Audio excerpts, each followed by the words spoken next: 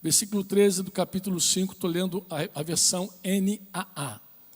Porque vocês, irmãos, foram chamados à liberdade, de fato. Mas não usem a liberdade para dar ocasião a quê? A carne. Então está falando com a igreja que foi chamada para ser livre. Não dê espaço para esse inimigo chamado carne. O diabo é inimigo, mas a carne também é inimigo. Não dê ocasião à carne. Pelo contrário, seja o quê? Seja o quê? Servos uns dos outros. Uma das coisas que nos guarda da libertinagem é o amor que nos faz consagrar nossa vida aos irmãos. Já falei isso diversas vezes. Quando nós servimos, de verdade, temos a consciência que pertencemos a outra pessoa, a uma igreja, a um grupo de irmãos, a gente vigia mais, a gente tem mais atenção com a nossa conduta e com a nossa vida. É muito prático entre nós dizer assim, quando alguém começa a cuidar de gente, ele fica mais responsável, é verdade. Quando você começa a cuidar de gente, você começa agora a vigiar mais a tua vida, porque você sabe que você vira um modelo, um testemunho para aquela pessoa. Então você não quer ser tropeço para ninguém, você não quer ser tropeço. Mas ele diz que para vencer essa libertinagem, a gente precisa, ao contrário, para não dar lugar à carne, a gente precisa, ao contrário, a gente precisa servir uns aos outros pelo amor. Você diz amém ou não? Agora eu ia falar a lei. Porque toda a lei se cumpre em um só preceito. Qual é o preceito da lei?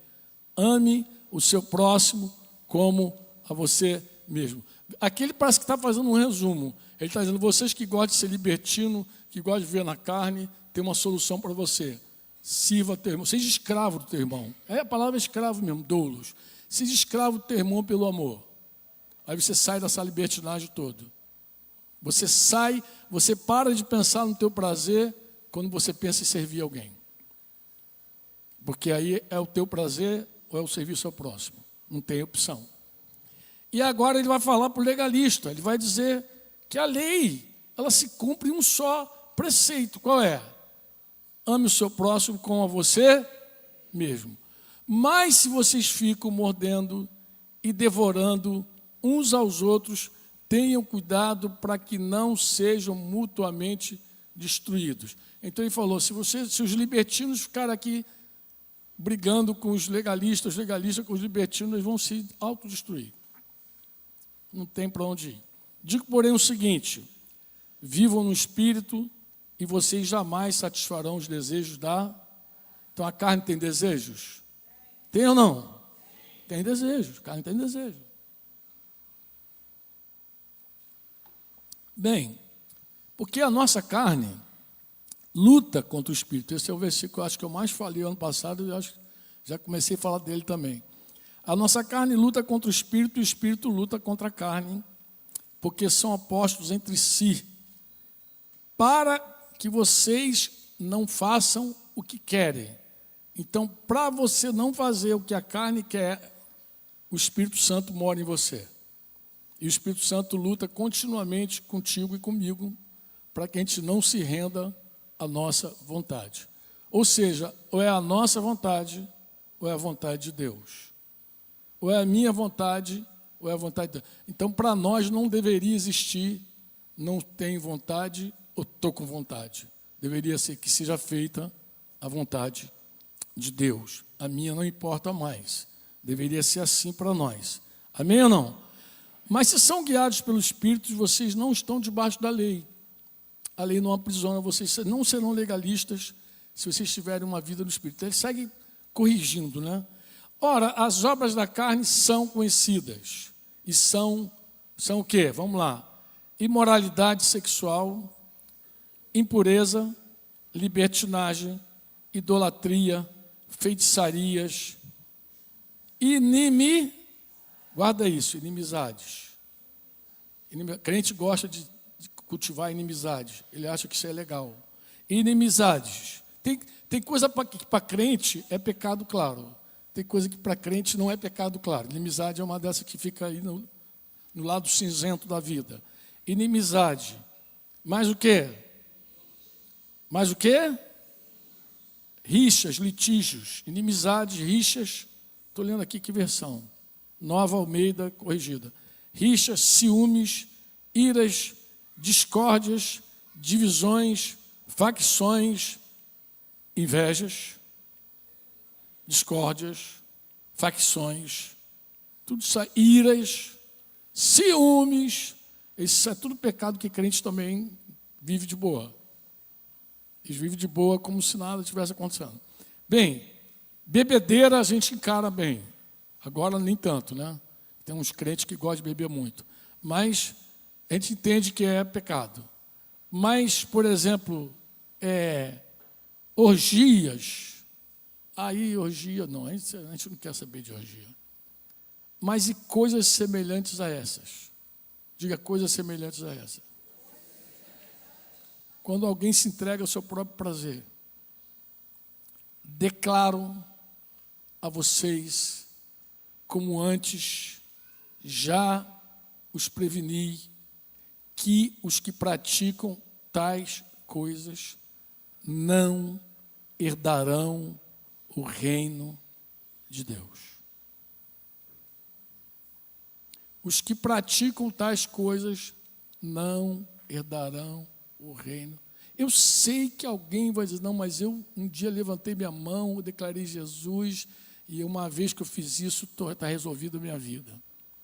Leia a Bíblia. Leia a Bíblia. Leia a Bíblia. Eu sei que alguém vai te convencer de que tu pode viver de qualquer jeito, que vai dar tudo certo no final. Mas leia a Bíblia. Para amanhã você dizer, não, mas me enganaram. Não, você se auto-enganou. Você que se enganou, porque você tem acesso à Escritura. Você diz amém ou não? O que é não herdar o reino? Vou te falar o que é não herdar o reino, que tem gente que também não sabe.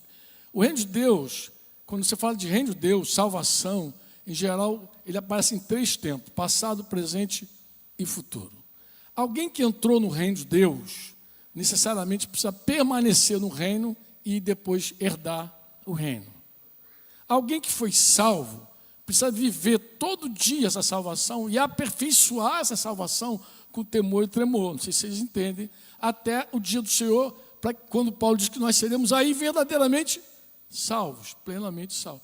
Então, reino de Deus, é possível alguém entrar nele e não permanecer nele. Se você ler a Bíblia, tu vai ver várias advertências apostólicas sobre isso.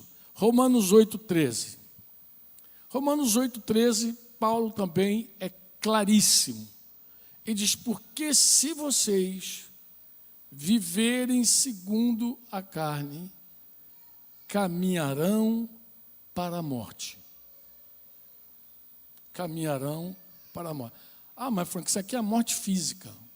Mas a morte física todo mundo está indo. Até os que estão no espírito vão morrer fisicamente. Será que essa morte é física realmente? Será que Paulo não está falando de uma outra morte? Porque morrer, todo mundo vai morrer. Se não for arrebatado, vai morrer. Pô. Tu vai ver um monte de santo morrendo. O próprio Paulo morreu. Pô. Bem, mas se pelo Espírito mortificarem os feitos do corpo, certamente viverão. E não dá para dizer que é uma vida física, porque ele próprio morreu. Ele está falando de vida eterna. Então, quem vive segundo a carne caminha para a morte eterna. E quem mortifica os feitos da carne, do corpo, e realmente faz valer essa verdade, a vitória de Jesus na cruz, certamente viverá. Certamente viverá. Romanos 8,17. E se somos filhos, somos também herdeiros. Herdeiros de Deus e co-herdeiros de Cristo. Diga se.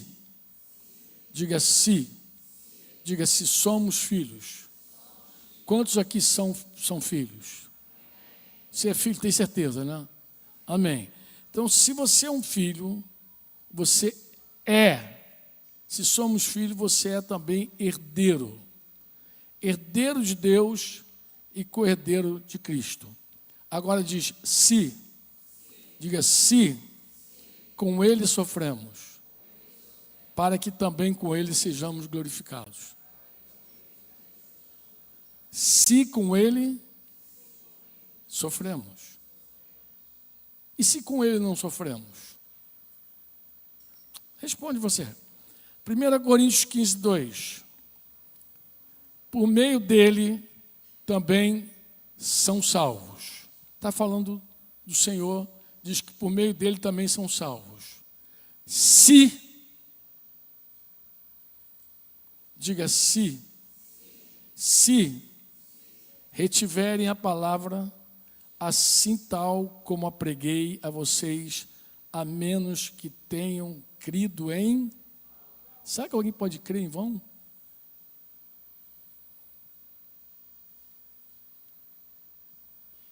Salvos se retiverem a palavra.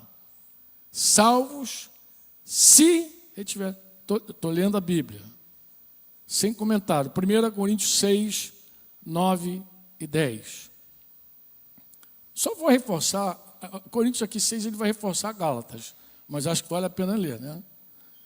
Ou vocês não sabem, será que vocês não sabem que os injustos não herdarão o reino de Deus? Não herdarão o reino. Não se enganem e nem deixem os outros enganar vocês. Nem imorais, nem idólatras, nem adúlteros, nem afeminados, nem homossexuais, nem ladrões, nem avarentos, nem bêbados, nem maldizentes, nem roubadores herdarão o reino de Deus. Você crê? Está murcho agora. Até Hobbes, que é um cara valente, ficou assim. É doído, mas é o que está escrito. É o que está escrito. Vamos voltar para Gálatas. Olha o que Gálatas diz. Pegando a carona do não se enganem. Não se enganem, não se enganem. Olha o que Gálatas vai dizer. Gálatas 6, 7, 8. Não se enganem. Não se enganem. De Deus não se zomba. Por que não se zomba? Pois aquilo que a pessoa semear, isso também colherá. Aquilo que a pessoa semear, isso também colherá. Agora, aqui tem uma frase que a gente torce essa frase. Quem semeia para a sua própria carne, da carne colherá o quê? A gente distorce essa palavra. Sabe por quê? Porque a gente não conclui. Mas a quem semeia para o Espírito, do Espírito colherá o quê? O quê? Então, se eu semeio para o Espírito, colho vida eterna. Quando eu semeio para a carne, eu colho o quê? Morte eterna, corrupção, destruição. É isso que ele está dizendo, gente. É isso que ele está dizendo. Se você semeia para a tua carne, você está semeando para a tua... Você vai colher perdição, destruição, corrupção. É isso que está arrumando. Quando você semeia para o Espírito, você colhe vida eterna. Pô. De Deus não se zomba. Se o homem semear, ele colhe. Pô. Quando nós pecamos, irmãos, diz assim, quando nós pecamos, muitas vezes nós colhemos aquilo que a gente chama de consequência. Consequência é uma coisa, punição é outra coisa.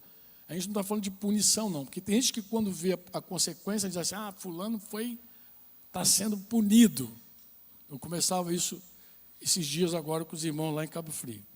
Eu dizia, irmãos, punição é uma coisa, consequência é outra coisa. Eu li uma vez uma história que ilustra muito bem isso. O camarada, ele assaltou uma família, tomou o carro. se envolveu no assalto, tomou um carro. Mas, na fuga, bateu com o carro. Se quebrou todo. Perdeu uma parte do membro. Isso é punição? Não, isso é consequência do que ele fez. A punição veio depois, porque prenderam ele. E além de ficar sem um pedaço do corpo, ficou em cana. Aí isso é punição. A lei pegou ele. E a lei puniu ele. Mas uma coisa é punir alguém por algo errado. Outra coisa é aquilo que você fez e que produziu consequência. Porque quando você mete o pé na jaca, faz ela de pantufa, em geral vem as consequências. E tem um monte de gente que olha a consequência como se fosse uma punição. E não tem nada a ver com punição, amado. Não tem nada a ver. Os nossos passos errados faz a gente criar dívidas mensuráveis. Daqui a pouco tu tem que pagar aquelas dívidas. É um rolo doido, mas aquilo ali é consequência do teu descontrole da tua vida. Nossos pecados podem destruir famílias, separar casamentos, amizade, dividir igreja. A gente pode fazer um monte de coisa e às vezes não tem volta. Às vezes aquela consequência não tem volta. Nós temos uma irmã queridaça mesmo. Ela diz assim, eu destruí meu casamento. Ela tem plena consciência disso. Ela confessa isso. Quando a gente conversa com ela, ela fala, eu destruí meu casamento, na minha ignorância, eu destruí. E ela tinha consciência daquilo ali e disse, eu acabei com o meu casamento, mas ela sabia também que a hora que ela teve consciência, ela viu que não podia mais restaurar a situação. É um milagre a restauração. Porque às vezes Deus te dá a oportunidade e a vitória de você restaurar algo que você podia ser uma consequência grave. Tem gente que sai daquela grande dívida, tem gente que restaura relacionamentos perdidos, tem gente que consegue essa grande bênção. Você diz amém ou não? Mas nós temos que entender que toda vez que a gente semeia para a carne, a consequência vem de maneira ou de outra. E tem consequência que simplesmente é eterna. Você não gosta, eu também não gosto, mas é o que está escrito. Gálatas 6:9 diz assim, e não nos cansemos de fazer o bem, porque no tempo certo faremos o quê? Agora olha só, se não desanimarmos. A advertência apostólica para nós é a seguinte, você entrou no caminho, quantos aqui entraram no caminho? Nós estamos juntos para isso, para animarmos uns aos outros, para a gente não deixar, você não ficar no caminho, eu não ficar no caminho, para a gente poder dizer igual Paulo diz assim, terminei a carreira, combati o bom combate, guardei a fé. Nós estamos juntos justamente para a gente alcançar o nosso alvo. Para ninguém ficar no caminho. Para ninguém desistir da corrida. Para ninguém desistir da carreira. Então, nós caminhamos juntos para isso. Apoiando uns aos outros, orando. É por isso que a gente vive igreja, vive a comunidade. Para cooperar mutuamente e ajudar uns aos outros. Mas o dia que nós iniciamos essa carreira, nós fomos chamados para terminar essa carreira. Você diz amém ou não? Você diz amém? Você já começou a melhorar, acho que já tem gente crendo, já tem crente aqui já. A carta aos Efésios, embora também digam que essa carta não foi, na verdade, escrita aos Efésios, as primeiras cópias simplesmente não dizia para quem era. Era muito provavelmente para toda a igreja da Ásia, todas as comunidades da Ásia, mas vamos falar aqui dos Efésios, capítulo 5, versículos 5 e 6. Fiquem sabendo disso. Nenhuma pessoa imoral, impura ou avarenta, que é outro pecado também que passa cinzento, porque a avareza é a idolatria, tem herança no reino de Cristo e de Deus. Não se deixe enganar. Agora ele é fatal. Não se deixe enganar com palavras vazias, porque a ira de Deus vem sobre os filhos da desobediência por causa dessas coisas. Então, não tem refresco para a desobediência. Não tem. Não se deixe enganar. Não fica iludido achando que você vai viver uma vida de desobediência e que não vai te custar nada. Isso é uma mentira. Não, mas o pastor falou na internet que está tudo resolvido. Está não, filho. Ele tá enganado e está te enganando. Não, mas aí foi o mestre fulano de tal que disse há tantos séculos atrás, amado, leia a Bíblia. Você tem o Espírito Santo, não é possível que você com o Espírito Santo e com a Bíblia caia em ciladas. Leia, seja responsável, pô. E ele aqui é claro, não se deixe enganar com palavras vazias, pô. Não se deixe enganar, porque a ira de Deus vem sobre os filhos da desobediência. Vem, praticou a desobediência, ficou ali, tu vai ver, o final é ira. O final é ira. João 3, 29 e 30. Não, eu vou pular isso aqui. Isso aqui era outra coisa. Filipenses 2, 12.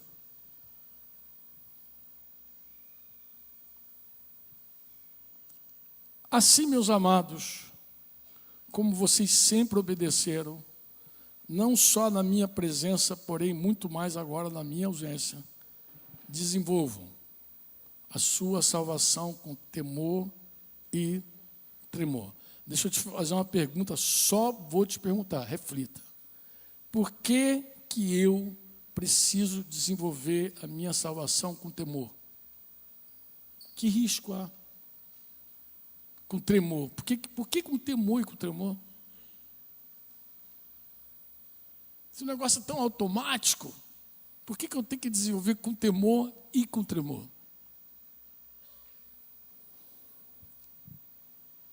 1 Coríntios 9, 27. Mas esmurro o meu corpo e o reduzo à escravidão, para que, tendo pregado a outros, não venha eu mesmo ser desqualificado. Isso quem está falando é Paulo. É Paulo dizendo. Colossenses 1, 22 e 23. Agora, porém, ele os reconciliou no corpo da sua carne, mediante a sua morte. Coisa linda isso aqui, né? Ele começa apresentando a obra de Jesus aqui, para apresentá-los diante deles como santos, inculpáveis e irrepreensíveis. Olha aqui a obra do Calvário, a obra de Cristo na nossa vida. Ele nos reconciliou no corpo da sua carne. Amém ou não? Como é que ele fez isso? Quando morreu, mediante a sua morte. Mas para que ele fez isso? Para nos apresentar diante dele, santos, inculpáveis, irrepreensíveis.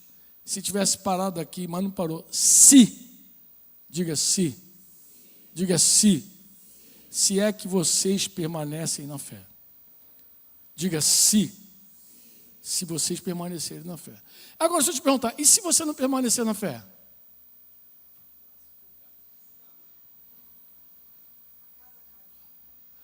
Sabe que só eu que leio e entendo assim? Ou quando você lê também fica claro? Não é possível, gente. Eu leio. Lembra que eu falei com vocês que quando a gente era novinho na fé, quando a gente começou a fazer discípulo, reunir, apareceram os irmãos entre nós e perguntaram assim: vocês são o quê? Arminiano ou calvinista? A gente não sabia nem que é uma coisa nem outra. Eu falei: a gente não sabe nem o que é isso. O que é arminiano? Calvinista? O que é isso? A gente não sabe disso não. Mas o que vocês creem? Eu falei: na Bíblia. Na Bíblia? Como assim? A gente tem a Bíblia e o Espírito Santo nos ensina a Bíblia. A gente lê a Bíblia e crê, e lê, e crê, e lê, e crê. Mas a gente só foi entender de calvinismo anos depois. O cara que tinha mais luz sobre isso era Marcão. Marcão, de vez em quando, mas nem, ele tinha luz, mas nem queria conversar sobre isso. Então, não gastava o nosso tempo com teologia, não. Nada. Mas a Bíblia, gente, olha, quem lê a Bíblia não vai ficar embaraçado com nada. Não vai ficar envolvido e levado por coisa alguma. Há um risco, sim, de viver uma vida na carne. Por favor, desperta. Se é que vocês permanecem na fé, alicerçados e firmes, não se deixando afastar da esperança do Evangelho que vocês ouviram e que foi pregado a toda criatura debaixo do céu e do qual eu, Paulo, me tornei ministro. Então, não apenas você, se é que vocês permanecem na fé, alicerçados e firmes. Alicerçados e a casa na rocha. E não se deixando afastar. Porque alguém vai tentar te afastar dessa esperança do Evangelho. Colossenses 2, 6 e 8. Portanto, assim como vocês receberam Cristo, Jesus, o Senhor, continuem a viver nele. Eu poderia abrir João 15 aqui e falar que os ramos que estão na videira e não dão fruto, ele é cortado. Mas não vou falar isso não, porque aí tu vai arrumar outra teologia aí, deixa para lá. Mas assim, portanto, assim como vocês receberam Cristo, o Senhor, continuem a viver nele, estando enraizados e edificados nele e confirmados na fé, como foi ensinado a vocês, crescendo em ação. Tenham cuidado. Tenham cuidado, para que ninguém venha a enredá-los com sua filosofia e vã, conforme o quê? A tradição de quem? Conforme o quê? Os rudimentos de quê? E não de Cristo. Agarrado em Jesus, fundamentado, enraizado, alicerçado, com uma vida cheia de temor e tremor mesmo. É assim que o cristão vive. E aí que ele cresce e desenvolve. Se ficar nesse marasmo aí que, ora, um pé no mundo, carne, espírito, é carne. Amados, deixa eu explicar uma coisa para você, em nome de Jesus. São duas orientações diferentes. A tua carne te orienta para um lugar, o Espírito Santo te orienta para outro lugar. Não dá para você fazer a vontade do Espírito e fazer a vontade da carne. É impossível. Não dá. É impossível. Então, se você ceder à tua inclinação, da tua natureza pecaminosa, você vai para um buraco.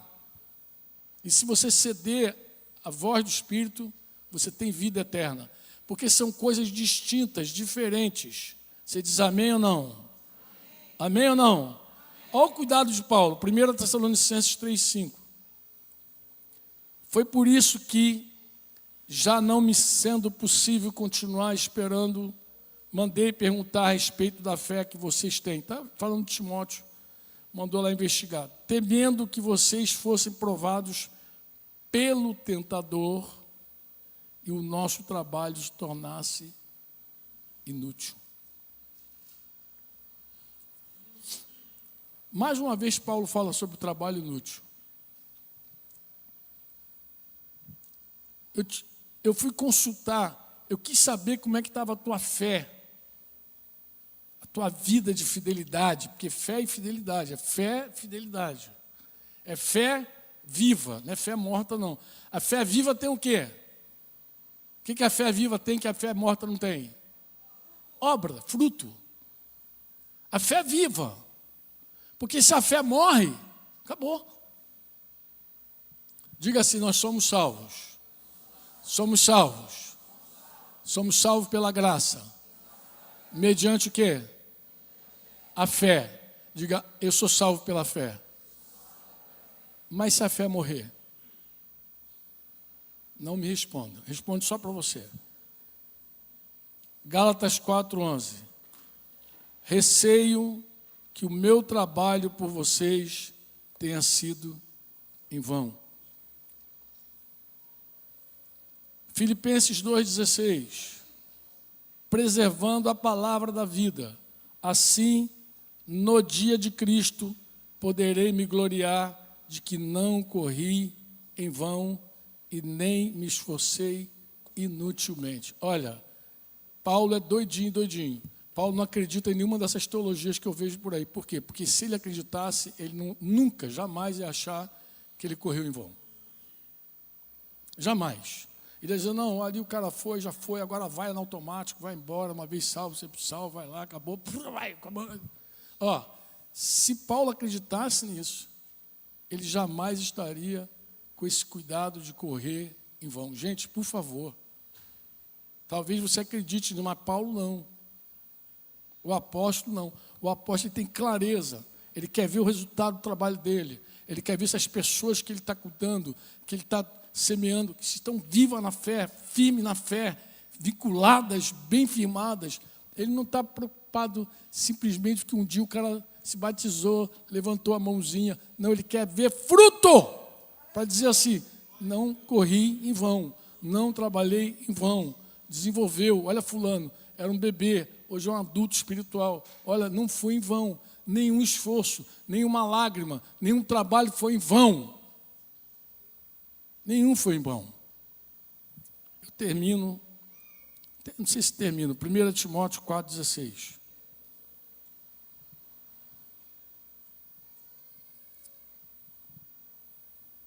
Deixa eu te fazer uma pergunta. Se tudo está pronto, como alguns definem e dizem, a partir do dia que você tomou a sua decisão por Jesus, por que Paulo manifesta esses cuidados? Se tudo está pronto. 1 Timóteo 4,16. Cuide de você mesmo. Agora é uma carta pastoral. É o pai falando com o filho dele. Cuide de você mesmo e da doutrina. Continue nestes deveres, porque fazendo assim, você salvará tanto a si mesmo como aos que o ouvem.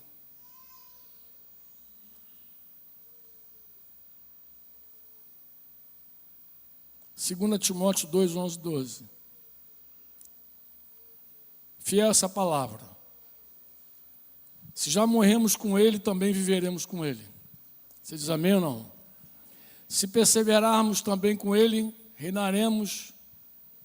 E se o negarmos? E se o negarmos? Mas Jesus já tinha dito isso, Paulo não está contando nenhuma novidade. Jesus falou lá em Mateus 10, 32 e 33, que todo aquele que me confessar diante dos outros, também eu os confessarei diante do meu Pai que está nos céus, mas aquele que me negar diante das pessoas, também eu negarei diante do meu Pai que está nos céus. O que eu quero dizer? Eu quero dizer assim, irmão, que se alguém, ao negar Jesus, a fé, isso aconteceu no começo da igreja, muitos cristãos que caminhavam firme com Jesus na hora da perseguição negaram a fé. Negaram a fé. Perseguiu, negou. Ele está dizendo que se você nega, Deus te nega, Jesus te nega. É isso, é que a Bíblia diz, pô. Não importa quão crente você foi, quantos anos você seguiu, quantas músicas você tocou, quantas canções você cantou, quantas ofertas você deu, quantos discípulos você discipulou. Estou falando sério. Você crê ou não?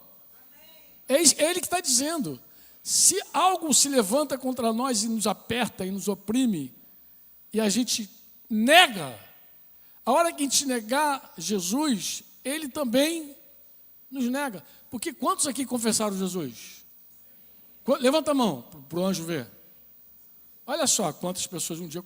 No dia que você confessou Jesus, Jesus te confessou você. O dia que você disse, Jesus, meu Senhor, meu amado Deus, você é meu dono, Jesus também disse, Pai, olha para esse careca feio aí, é ele mesmo. O nome dele é fulano, Beltrano. Tá? Escreve o nome dele no livro da vida. E eu nem vou entrar no livro da vida. Tá? Nem vou entrar, que eu podia também entrar no livro. Porque tem gente que acredita que os pecados foram riscados do livro. Quantos creem que seus pecados foram riscados? Apagados. Seus pecados foram apagados do livro. Quantos creem? Você crê ou não? Crê com certeza? Mas a maioria crê que o pecado é apagado, o nome não. Ainda que Apocalipse tem uma advertência muito clara, dizendo que se você perseverar, jamais ele apagará teu nome do livro da vida. Os vencedores não terão o nome apagado. E as pessoas leem isso como se não, ele está falando por falar, porque não vai apagar mesmo, está aqui, já está. Onde esse povo tira esses troços? Mas tudo bem. É desse jeito. Eu termino com vocês lendo aqui um texto que eu ia pular. Eu pulei.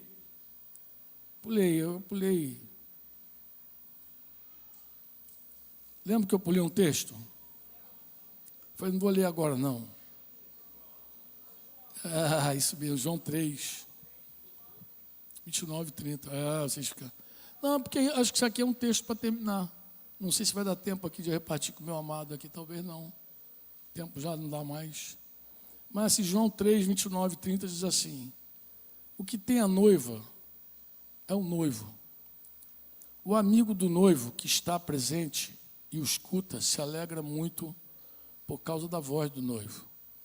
Pois essa alegria já se cumpriu em mim. Convém que ele cresça e que eu diminua. Por que eu peguei esse texto de João? Porque esse texto de João parece que ele tem um eco na declaração de 2 aos Coríntios 11, 2. Quando Paulo diz aos Coríntios, tenho zelo por vocês com o zelo que vem de Deus. Pois eu preparei vocês para apresentá-los como virgem pura a um só esposo, que é Cristo. Assim, o zelo, o que queimava no coração de João, parece que queimava no coração de Paulo também. Ele queria preparar a igreja. As advertências, os cuidados, as cartas, não me canso de falar as mesmas coisas que vocês.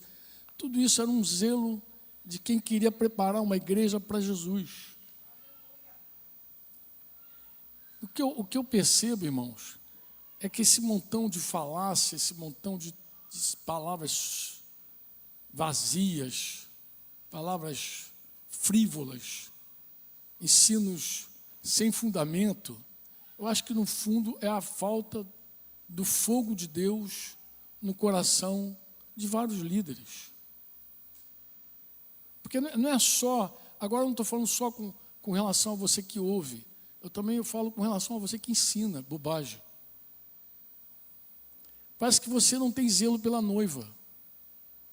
Porque os apóstolos tinham. Precisa apresentar uma igreja a Deus. Mas uma igreja a Deus santa, pura. Eu estou te fazendo uma advertência em nome de Jesus. Como minha irmãzinha disse hoje aqui, o fogo tem que queimar. Continuamente. A lenha não pode faltar. Você diz amém ou não? Mas o que vai nesse fogo? O que vai nesse fogo? Eu vou terminar lendo para você. O que vai nesse fogo? O que vai no fogo, irmãos, é a tua vida, é a minha vida, é a nossa vida. Todo dia queimando como uma oferta para o Senhor. Você diz amém ou não? E nisso, irmãos, não tem como a gente escapulir. Capítulo 5 da carta aos Efésios, versículo 1. Portanto, sejam imitadores de Deus como filhos amados e vivam em amor, como também Cristo nos amou e se entregou por nós como oferta e sacrifício de aroma agradável a Deus. Esse dia eu conversava com um irmão querido, eu olhei para ele, vi que ele estava contando as lutas dele com a carne. Na verdade, a luta não, como a carne estava batendo nele. Ele estava falando das derrotas, da vida na carne que ele estava levando. Mas sabe quando você olha alguém e diz assim, cara, Deus tem muito mais para esse rapaz. Você já pacentou alguém que você viu a pessoa lá no olho do furacão do pecado, olhou no buraco mais profundo, mas você olha para a pessoa e vê a pessoa, um coração pastoral, inclusive, fala, se essa pessoa sair daqui, ela sai para ajudar um monte de gente. Já aconteceu isso contigo? Você sabe, quando eu fui visitar Amadinho, Luiz Amadinho, aconteceu algo assim? Ele era incrédulo ainda, ele não está aqui para dar glória a Deus. Então, mas eu fui visitar Amadinho, porque recebemos uma denúncia de que ele ia fazer mal à esposa, a Soninha. Queria matá-la e tal. E nós visitamos. Denise foi comigo lá, mais um casal. Conseguimos entrar na casa dele. E ele todo brabo, todo feroz. Talvez, eu não sei se tem alguma filha dele aqui que possa aqui testemunhar essa história. Estão com a Soninha lá no aniversário, viajaram. Então. Mas aí foi algo muito interessante que eu olhei para ele e falei assim, cara, de boa, você não vai matar ninguém, tu vai fazer mal a ninguém. Aquele olho. Tu não vai fazer nada, negão. Denise está ali, dê minha testemunha. Falei, você não vai fazer nada. Eu vou te falar o que vai acontecer contigo. Tu vai se converter. Tu vai entregar a tua vida a Jesus e você vai cuidar de gente. A tua vida vai ser cuidando de gente. Não quis chamar-se pastor para o cara não ficar cá. Até porque o cara tem ideia de pastor evangélico, aquela coisa bem gospel, né? Bem gospel. Falei, não, tua vida vai ser cuidando de gente. Tu vai parar de querer matar a gente e vai dar a vida pelas pessoas. É isso que vai fazer. Denise, vamos embora. Esse negão não vai fazer nada, vamos embora. E saímos assim, não foi, Daniel? A gente levantou, ele ficou meio assim, sem entender nada. E nós saímos, semana depois estava convertido, aí você já conhece a história dele. É muito triste, eu falei com esse rapaz, eu falei, amado, se você abrir mão de você, dos teus prazeres, da tua carne, se você disser não para você, eu vou dizer qual é o teu futuro. O teu futuro é cuidando de gente. Eu estava com outro irmão, que é o líder dele, que é o pastor dele, na verdade, do lado. E esse irmão foi olhando para ele assim, como dizendo assim para ele, eu já te falei isso algumas vezes. O que o Franco está falando contigo, eu já te falei isso algumas vezes. Então você imagina a agonia do irmão que estava pastoreando ele ali, e dizendo, cara, eu já te falei isso algumas vezes, cara. Algumas vezes eu te falei. Ele, no primeiro momento ele não falou, ele só olhou, mas quando ele olhou, eu já entendi a mensagem. E depois que eu terminei de falar, ele falou, mas Franco, isso que você está falando, ele já ouviu algumas vezes. Eu olhei e falei, amado, se você tão somente abrir mão de você, renunciar ao teu prazer, tua vontade, a tua carne, eu vou dizer o que vai ser de você. Você vai ser um homem que vai cuidar de gente, que vai pastorear pessoas, que vai arrancar as pessoas do buraco. As pessoas que hoje pecam contigo, amanhã você vai querer ganhá-las para Jesus. Só precisa de uma coisa: abrir mão de você. O fogo está queimando. Mas esse fogo, para continuar queimando, tem que ter uma oferta aqui, um sacrifício vivo, santo e agradável, que é você. É você e eu, todos nós. A gente lança a nossa vida no fogo, para queimar. Quantas vezes Deus vai ter que te chamar? E dizer, vem após mim, segue-me. Quantas vezes ele vai ter que dizer, quantas vezes ele vai ter que te chamar e quantas vezes você vai ficar entre seguir Jesus e fazer a própria vontade, seguir Jesus e cuidar dos teus prazeres, seguir Jesus. Quantas vezes tu vai ficar nesse dilema, mas o tempo passa. O tempo passa. Passa ou não passa? Quem me conheceu quando eu tinha cabelo? Agora vocês riem, né? O tempo passa, mano. Quer ver como o tempo passa? Olha as crianças que você viu brincando nesse sítio em 97, 98. Olha para elas. Já são pais. O tempo passa. O tempo passa. Eu quero terminar orando.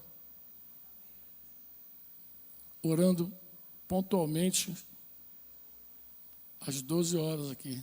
Orar. Vamos ficar de pé em nome de Jesus? Deixa eu fazer aqui um apelo para você.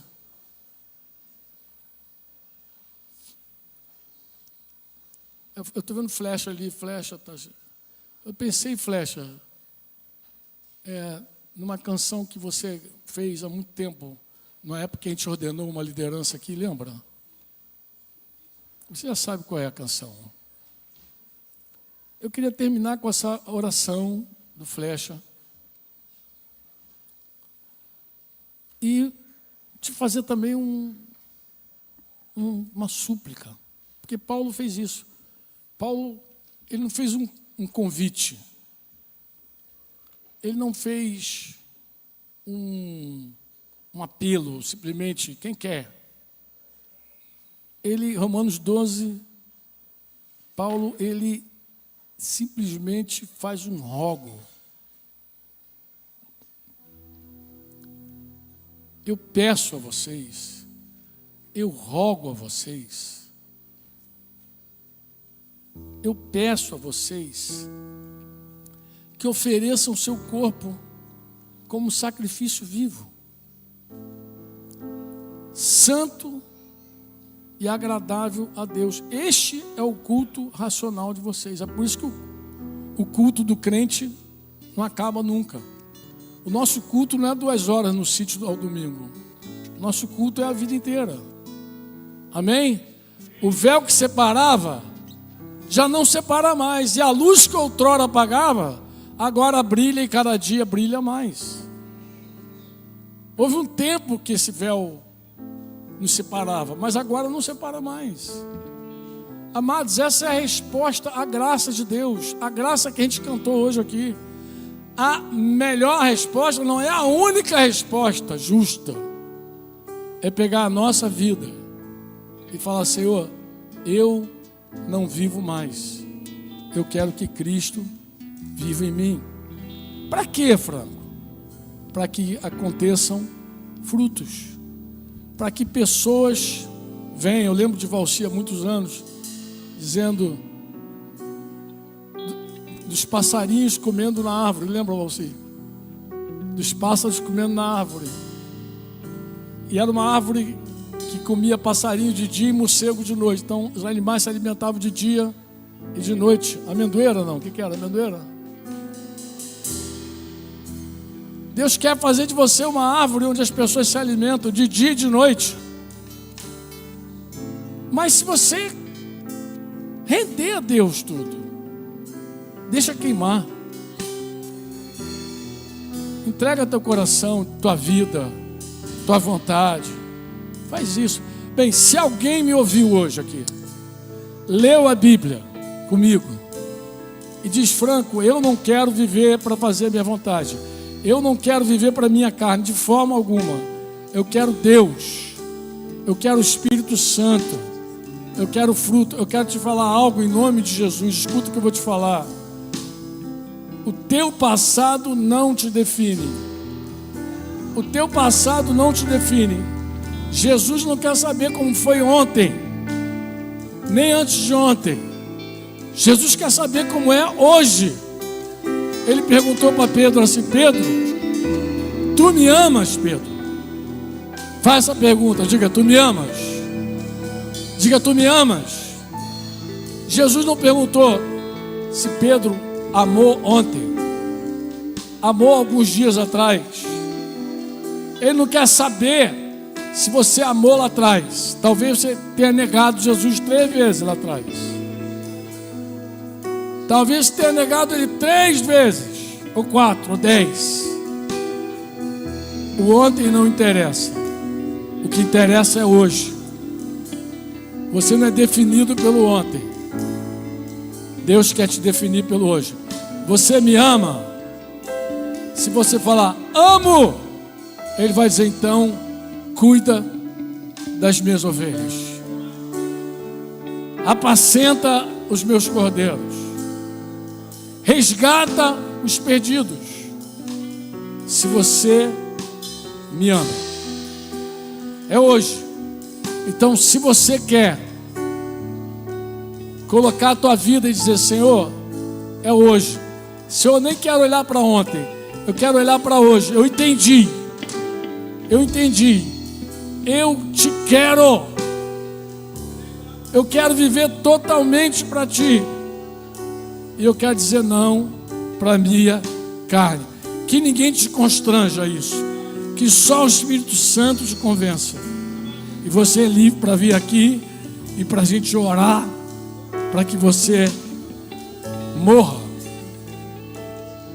para que você morra, mas que a tua vida dê fruto para a glória de Jesus. Paizinho amado, nós estamos aqui no nome de Jesus. Pai, nós sabemos pela tua palavra que nós temos que lutar todos os dias, que todo dia a gente depende da tua graça, todo dia a gente depende do teu Espírito, todo dia.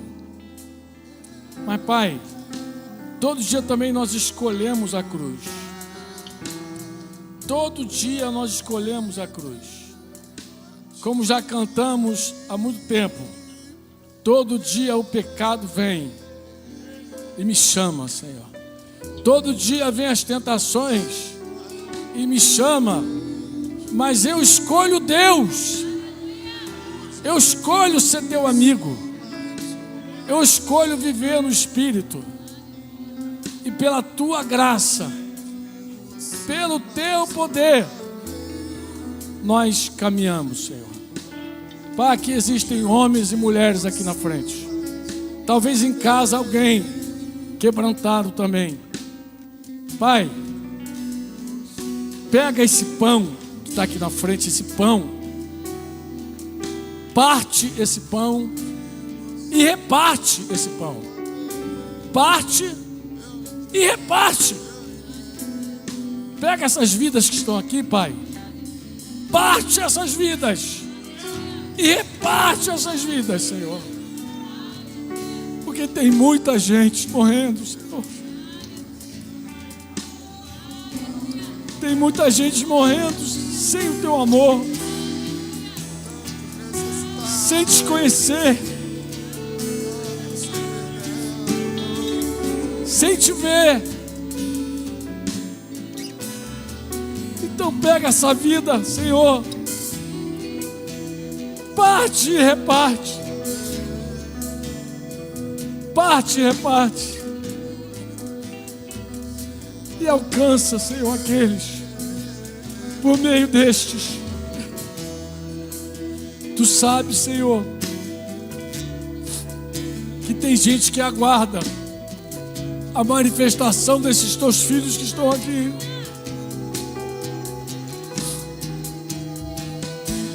Tu sabes, Senhor, quem ainda está olhando para eles, espera ver o milagre. Pai, em nome de Jesus. Pai, eu lembro de Pedro, Senhor, que fracassou, que negou, não negou uma, negou 3, Senhor. Mas Tu chamaste, Senhor. Senhor, confirma o Teu chamado nesses corações que estão aqui. E multiplica, abençoa e multiplica. Em nome de Jesus.